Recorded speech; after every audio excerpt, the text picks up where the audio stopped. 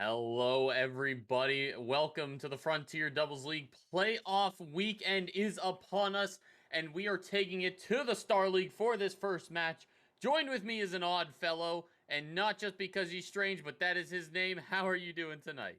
I'm doing fantastic, Chris with a K, which is actually not spelt with a K. I am really excited to be in the booth for Frontier Doubles League for the first time. I know that there are some folks who are in the league who are excited that I am here, and I'm really excited to start covering this because this looks like it's going to be a lot of fun, especially tonight's matchup between the Hydras and the Hornets. Absolutely. The number one in the Stealth Conference going up against the number fourth in the Courage, but they have a record of being one of the best lineups this league has seen. So it's going to be a very interesting style and probably the most important match of the first round. Oh, absolutely. And the first round matchups, in my opinion, are usually some of the most important to begin with because it really gives you a good idea of who's here to show up for the playoffs and who is still kind of like living through that little la la land of, oh, the regular season's over. We can just kind of go through things now. Like this is really kind of who is here to play and who is here to just kind of show up on the pitch. You know what I'm saying?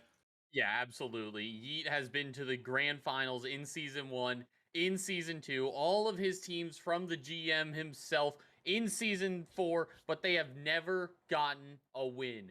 This could be his best chance with Shade coming onto his team versus the brand new blood of Landon and Seika on the Hornets. It is going to be a slugfest. And speaking of players and statistics and everything, one thing that I'm looking at the stats for both of these teams here. I'm really excited about the fact that goal per shot percentage and shot percentage for both of these teams is actually really even.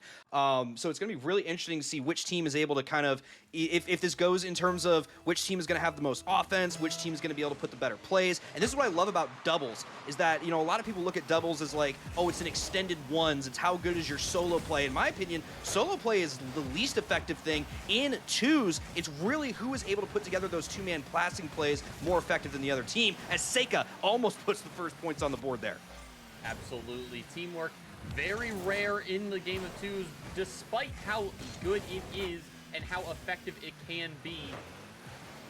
Mostly a give an all or nothing play if you don't execute it perfectly. Landon just from Seika, a musty flick goes off the crossbar. Follow-up shot is high yet again. Bumps coming through. Landon final shot denied by Yeet.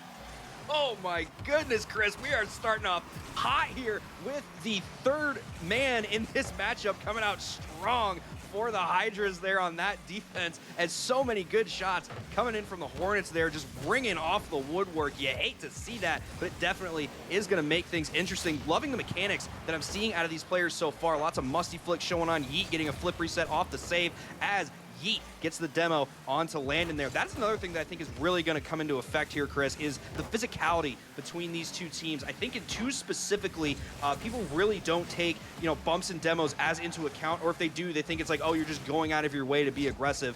When especially at levels like this Star League, they really put some strategy into how they use their physicality.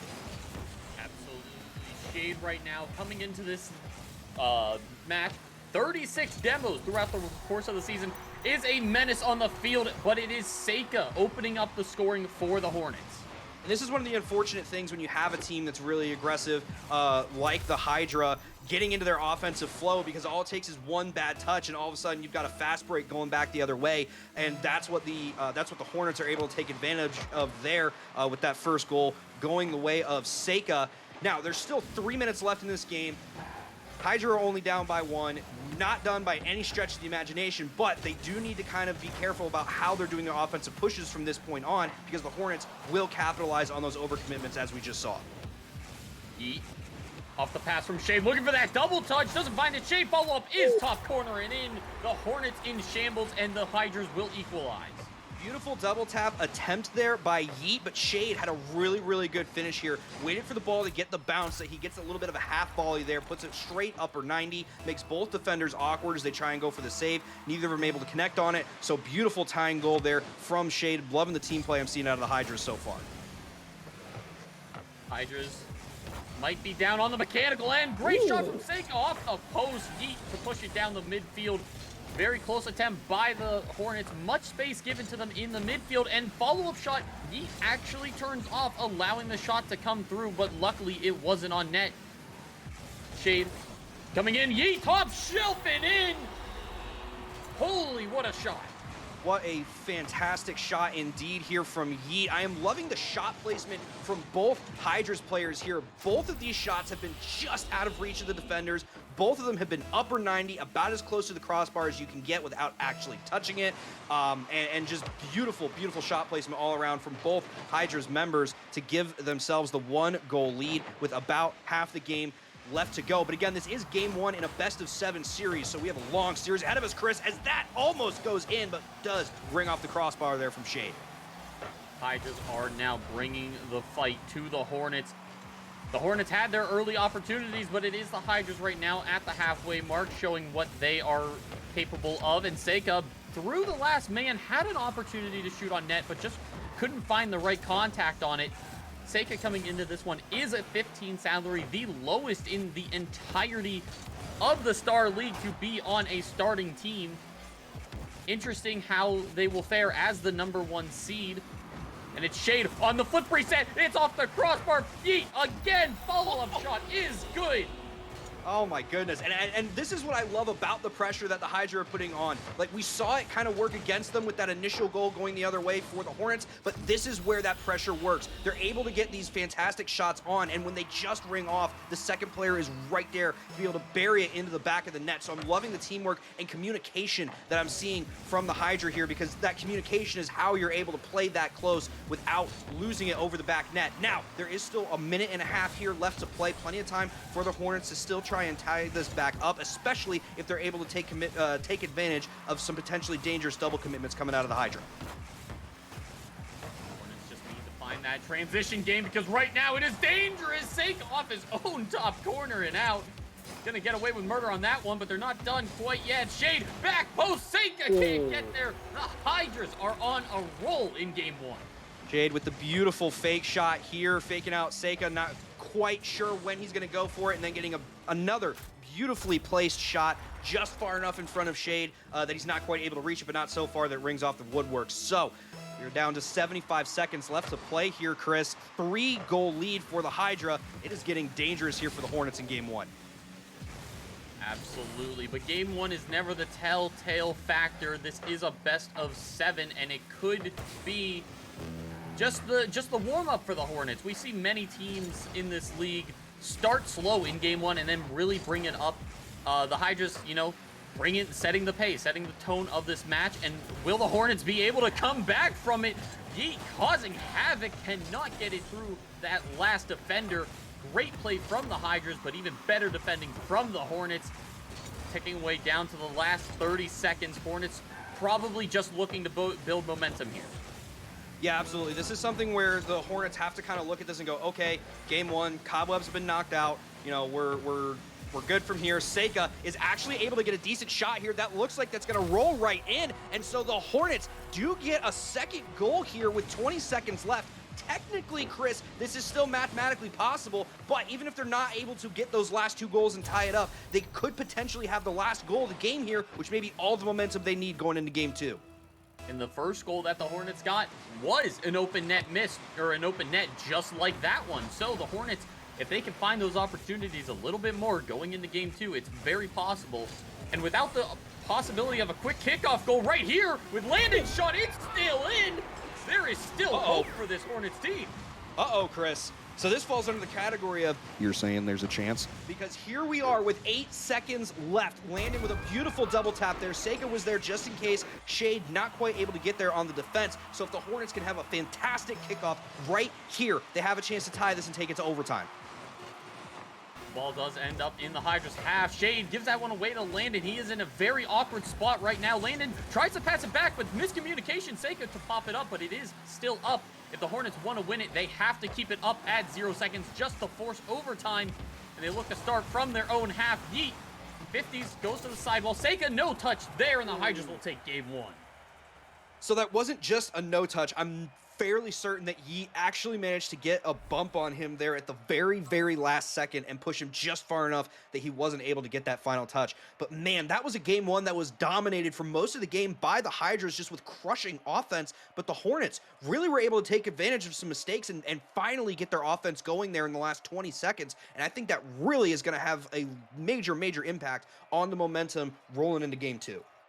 Absolutely, and they were so close in that last 8 seconds right after the kickoff to push them forward, but just some miscommunication can be the difference between, overtime and losing it in all reality of it. So it is going to be interesting to see how they continue that momentum to the next game, because the Hornets, they didn't get many opportunities, but they did take some freebies that the Hydras gave them. So what are the Hydras really going to change to keep up that defense coming in to the next game as well?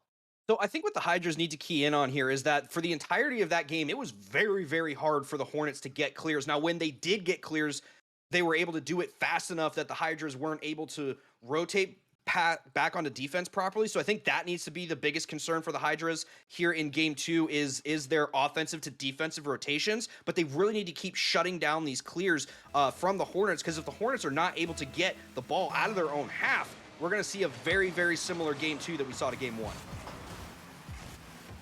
Hydras winning the first one, narrowly escaping with their win despite having the 3-goal lead in a minute to go.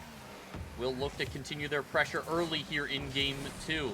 Seika pass the Landon. Shade up early just to try to retake possession of this. To the backboard, Yeet just to play it around, see what he can create for his team. He'll fake out one and get the 50. Shade is ready for that. Hornets meet him in the air though, and Landon to move it back into the corner.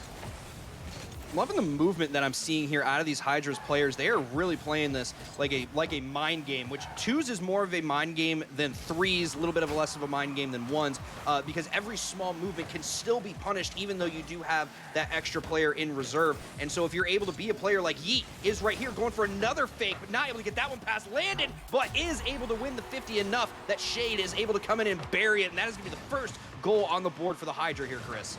And you addressed it perfectly before the game started. The clears from the Hornets is definitely where they need to improve upon. Seika getting that first touch and it just going straight to Yeet in the midfield is a big flaw in the Hornets plan, and they need to step it up because that player for the Hydra is always ready for the cleanup goal. Landon, he's got an opportunity to tie it up, but Yeet sends it all the way back down to the Hornets half. Yeet so far is showing me some of the best game sense on the pitch out of the 4 players that I'm seeing, just because the thought process that he's having with his fakes and the fact that he is reading so many of these fakes that the Hornets are trying to put back on him. So I'm really, really impressed with his game sense so far here in this series, and I definitely think that that's something that's going to be an advantage for the Hydras as they go on, because again, here we are seeing the Hornets stuck in their own half, barely able to get the ball clear as Shade just not quite able to connect with that one. Does end up getting the bump onto Landon. Landon, 0 boost to his name, does get the fake onto Yeet there, but finally Yeet was able to get a touch on that. Seika puts a shot over the top of one, but again, rings off the woodwork. Man, Chris, the backboard and the crossbar have just not been friends with the Hornets tonight. No, they have not. They might want to start looking for some more ground plays, I would say.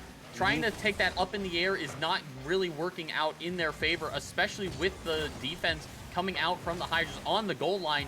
It has been near impervious to get them out. And, you said it, started this game too, looking for the passing plays, baiting out a defender to open up the space for a shooting lane might be something. The Hornets are dancing in front of the Hydra's net, stealing boost, whatever it may be, but they will not crack on the defense.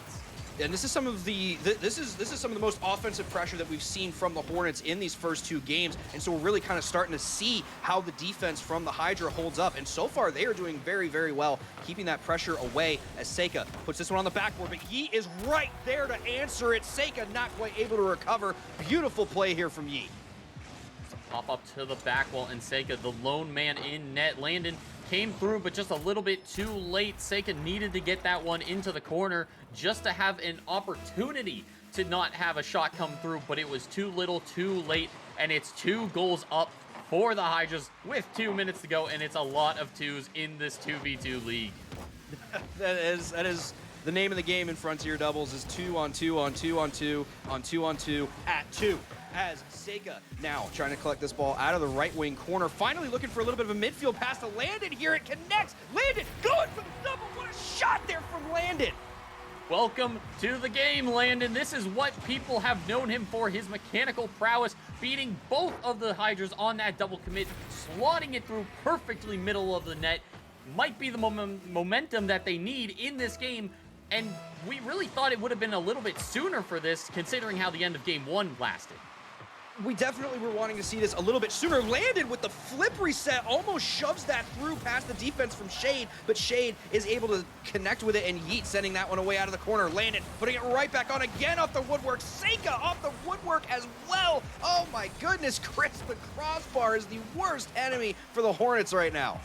Worst enemy for the Hornets, and most importantly, Seika, he has not looked great in this game 1 and game 2 for his shooting accuracy, and you are not going to get many opportunities from the Hydras as simple as that, because Landon, that was perfectly off the post in middle of the net. Shade a little bit too far out, couldn't get a great clear on it, but it's just Seika not following through with that last touch. His clears on defense also questionable, so what is Seika gonna do to step it up for his team? Because I think he is the what-if factor right now.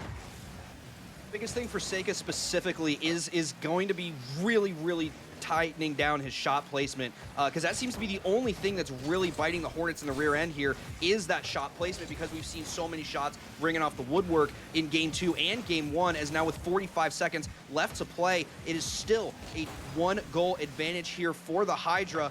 Landon trying to collect this one, does get bullied by Shade into the left wing corner. Yeet maintaining good control here. Seika is finally able to steal that from him towards the right wing corner. This one's going to fly mid. Landon already up, looking for another double tap here. Is Landon not quite able to get it. Seika tries to fire it on. That is going to be Shade turning that one away. Now it's Yeet's turn. Put some offense here for the Hydra. Not quite going to be able to connect with that one. Shade in front of the net. Is able to get it over the top of one, but does get turned away at the last second. Yeet tries to put that one down. 5 seconds left, Chris, and this is still floating in front of the Hornets net. It's looking dangerous for the Hornets. The Hydra are just trying to see if they can put another one on net before we go away into game 3. Shade puts a shot up it, and that's going to be a 0-second goal to conclude game 2 here with a 3-1 scoreline for the Hydra. The pressure mounting for the Hydras, the lack of boost on the Hornets at that last 10 seconds. Impossible situation to break out of. Hydras are looking in control of this series so far, going up 2-0 in this best of 7.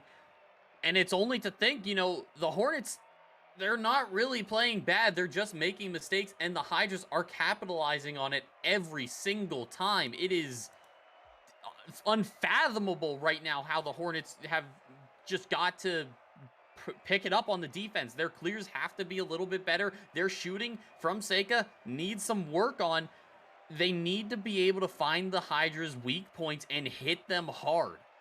Well, we saw one play work for the Hornets in this game, which was that midfield passing play, and that, I think, is going to be the key for them in the rest of the series. They have to capitalize on those midfield passes. I know in twos, it's a little more difficult because you don't have that extra man to kind of take a defender away, and you're forced to kind of always be playing, like, you know, man coverage one-on-one, like basically like a receiver in a corner. And so it's a lot more difficult in twos to kind of get somebody open for a pass.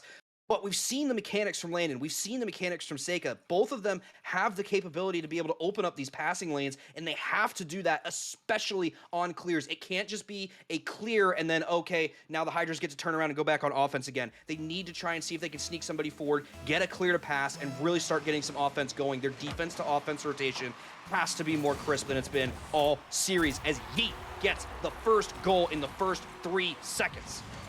If there is any time to step it up, it is now for the Hornets. A reverse sweep in a best of 7 does not happen often, no matter where you go. And a kickoff like that is something that the Hornets cannot afford right now.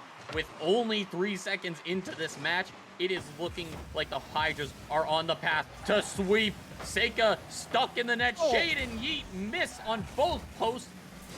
And the Hornets, just some shenanigans happening in the midfield, allow the Hydras back on the offense after breaking out in a potential counterattack. those are the little things that the Hornets have to tighten down, as Shade does get a little bit of panic out of the Hornets there on the goal line and is able to capitalize and put this one in as Seika and Landon, neither of them are able to catch up to that one. And the name of the game in these first 30 seconds so far, Chris, is panic for the Hornets.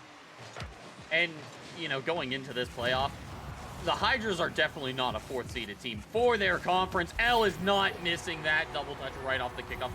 Incredible momentum builder early on after just going down 2. But this is the toughest matchup for the entire bracket. I think either of these teams could make it to the championships. They just happen to find themselves in round 1, and wow, is it all on the line here.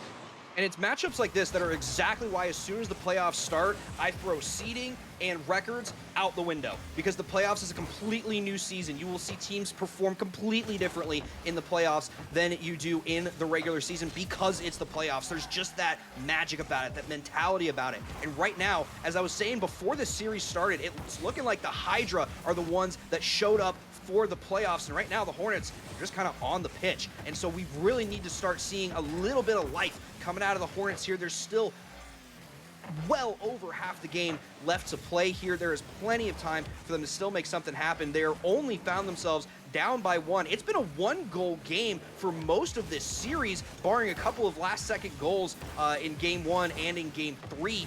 So the Hornets have been playing this extremely, extremely close. They just have to be a little bit more diligent, as Landon here has a chance. I would have gone for a flip reset if he had a little bit more boost, but I like what he tried to do there, just wasn't able to make the air dribble happen.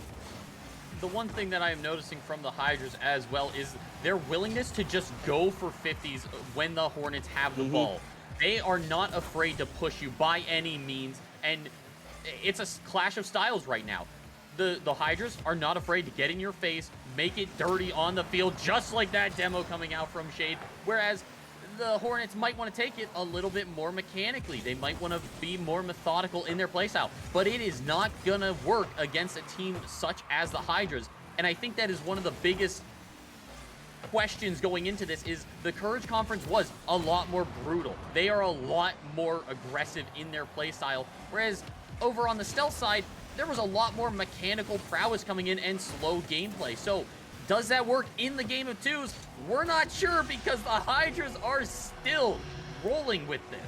And this was an overcommitment offensively on the side of the Hornets this time that the Hydra were able to capitalize on. There was some bumping happening in the right wing corner there for the Hydra, so Landon not quite able to get back as quickly as you think he might have been able to, but fantastic job by Shade to be able to capitalize again on a mistake from the Hornets. And now with half the game left to play, we see the Hornets down by 2 here, Chris, and it is really, really becoming difficult for them to get out of their own half again. They have to be more diligent. They have to really do the best they can to maintain control on these clears, because a lot of these I'm seeing, they're just kind of sending the ball back towards the Hydra, and some of the times it's those little clears where you don't even realize that you're just giving possession away, but because of how you're doing it or where your teammate is, that's really all you're doing. Yeah, it is very... It goes unnoticed how often a player actually gives away possession until you watch back your replays. If the Hornets go back through and they look at and analyze how they played here, they will see how many times that they actually pop the ball just a little bit. It could be even a shot that is, you know, not the greatest, but they just want to put up pressure, but it might not always be the right case. Just right there, Seika looking for that flick onto the back wall, just loses it, and now it's Seika in a 1v2 with Landon on his way back, and Seika can't get there, and it's the Hydras up by 3 with 1:30 to go.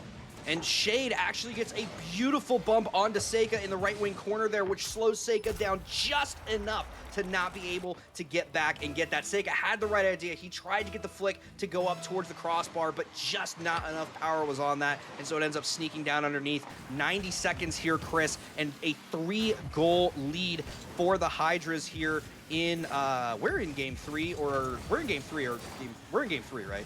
Yeah, game 3. Okay, I'm losing my mind because I think I said game 3 earlier, and I just lost track of where we were at. But this is a pivotal game 3 here, because it's like we were saying earlier, if the Hydra are able to hold on to this and come away with this victory and take the series lead 3-0, it is going to be a very, very steep mountain for the Hornets to try and climb to pull this reverse sweep off. especially since the momentum that they have built and the shots that they have gotten are, good enough to think that, they could definitely just come back out of nowhere in the next game. But we just haven't seen that transfer over. They start these games slow, and it just never gets anything more. And I believe on the FDL Central, majority of the desk had the Hornets winning this match. So it is very strange to see them perform like this with such a high reputation of them. They're 8-2. I believe they're on a 6-game win streak, and they might just end it here with losing to a sweep, which is a disappointment, I think, from everyone. But sometimes you just run into a team that is feeling it, and the Hydras are playing their play style. They love this style of play, making the opponents afraid to push the ball or just take, enough time that they can get their own positioning in.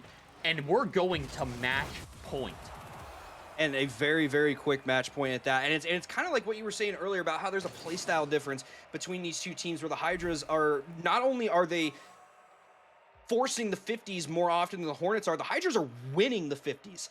And that's kind of the big thing here. It's like they're pushing with all that aggression, and they have the plays to back it up. The Hornets have got to put the pedal to the metal, put their foot on the gas, and just absolutely start berating the Hydra with shots, with pressure, with challenges. They are giving the Hydra way too much space, way too much time to do literally anything. And so they really have to start picking that up. I think if they can increase the speed of their own play just a little bit, which I know is going to be out of their comfort zone, but if they can do that, I think we might start seeing a turnaround here for the Hornets going into the rest of the series. And some other things that they need to work on, I would say, a lot of the times when they start their dribbles, they look to pop up the ball, and then they try to fake out the Hydras. The Hydras do not buy that at all. You could sell that for free, and the Hydras will not bite on it. The Hornets might need to simplify their play style to get it around the Hydras. Don't overcomplicate your own style. Stop giving as much respect to the Hydras. They're very good. Give them respect in that regard, but don't think that they're going to read, that they're not going to see that coming, because they are. Just start throwing shots on net from far away angles. Just do whatever you can to put up the pressure, because you just don't have it in the first 3 games. The fakes aren't working, and you notice that the fakes aren't working. What you need to do, as Shade just says, "Shut up, Oddfellow, I'm scoring here real quick in the first 6 seconds of the game," and puts a 1-0 scoreline on the board for the Hydras already here in Game 4. If Seika just waits a little bit longer in the goal and just forces Shade out more, it's right off the kickoff. There's not much boost to go around. They might be able to get a better counterattack on that. Yeet off the sidewall is just going to send another one in. The Hydras are on a steamroll to the next round. Oh my goodness, and they're just making the Hornets look silly here, as again, the Hornets, it's now here they're being defeated on kickoffs just a little bit, and that's something that you can kind of overcome as the game goes on. So we're not really had a chance to see if they can make any of these adjustments that we were talking about, but the biggest thing for them has to be that speed. But we could also, Chris, just be at a point where the mentality for the Hornets is just not there in this Game 4. They've been beaten down in the first 3 games. They know they're staring down the barrel of a sweep here in round 1 of the playoffs, and until I see something from them that shows that they still have life here, that they could just be living with that weight of that in their minds, and that's what's affecting their gameplay here in Game 4. Yeah, and the kickoff goals do not help at all. That is probably one of the most tilting things in the game of Rocket League, other than getting demoed and getting scored on by that. But it is definitely not helping, and Shade is only putting salt into the wound when we talk about demos. But the Hornets, they just cannot buy any possession through the midfield. Shade to stop them at every single attempt. Seika tries to push it right back down, but it is Yeet to catch the ball and clear it back yet again. Landon getting a nice touch there to keep it on the Hydra side, but not quite able to keep control of it. Does get a nice 50 there, is able to kind of take Shade for a ride. Here goes Seika. Up onto the backboard, does get bumped, so that throws off his double tap. And something that I was starting to say earlier was that when you notice the Hornets as, oh my goodness, Shade, again, let me finish my sentence, dude. Come on. The Hydras, they're winning the 50s. I mean, things like that, Landon, you just need to push them a little bit sooner. You need to play their play style at this point because they are not slowing down. They're only getting faster with where each other are. And we said it, they're playing as a team. L tries to get a shot right off the kickoff, but it is no good. Landon is able to try and drop one down, but Shade is there immediately. I'm going to try and finish my point again here. When the fakes aren't working for the Hornets, they have to notice that and just stop trying to fake. I think they're at a point now where they are more likely to win these 50s with the Hydra if they actually attempt the 50 instead of constantly trying to fake them out, because clearly that's not working. So just stop doing it and just commit to the 50s. Commit to the plays that you're making. Yeet trying to fake out Seika. Seika able to keep good pressure there and able to keep that in front of him, so no goal there. Yeet does lose that 50 to Landon, but Shade is there immediately and capitalizes on the open net. Seika being a little bit too far up there. That is 4-0, Chris, in favor of the Hydra. Oh man, and it just hurts because Landon does win that 50, but the demo on the Shade and he just respawns there perfectly, and Seika's just too far out of the way. You always want to be in a position where you are playing for any possible shot that can come through, and he's just stuck on the side, and it's so unfortunate at this point. That one just going into the middle from Seika's touch right off kickoff. I want to say there's time left, but the mistakes just keep getting more and more frequent from the Hornets.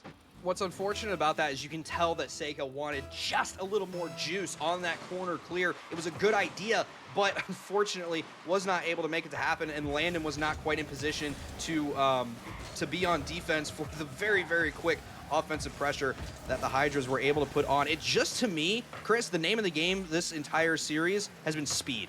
And the Hornets have not had it, and the Hydras and that's just that is the reason why they're winning the series right now, and likely will end up taking the series in a sweep unless something drastically changes here in the next 2 minutes. Is just speed. And you know what? With the speed might come the experience that these players have had. Shade and Yeet. Yeet has been to a championship match 2 times. Yep. Shade has been there last season. They are experienced in this league, and they know what to do. Seika and Landon, brand new. They're newcomers. They're, captain, general manager is Bondo. He's been around the block a few times, but I don't think they were ready for what this league has to offer when it comes to the caliber of playoffs, because it seems that everyone steps it up when the playoffs come around, and the Hydras are showing that to perfection right now. And it's like you were saying, when you have a team that has that postseason experience like the Hydras do, going up against a team that doesn't, like the Hornets, that people don't think that means much. It does, because it's like I've been saying all series, it's a mentality change from the regular season into the playoffs. The Hornets playing this like it's another regular season matchup, but you can see that the Hydra are playing this like what it is, which is the postseason. This is win or go home, and right now, the Hornets, unfortunately, are looking like they have a one-way ticket to first class. 45 seconds on the clock, and it is just a slugfest between the teams right now. The Hornets looking to get shut out, not only in the series, but in this game. 0-5 for the Hydras, a comfortable lead. And we expected more of a fight coming out from the Hornets, but in all honesty, I don't think they really played that bad. I just think that the Hydras played that good.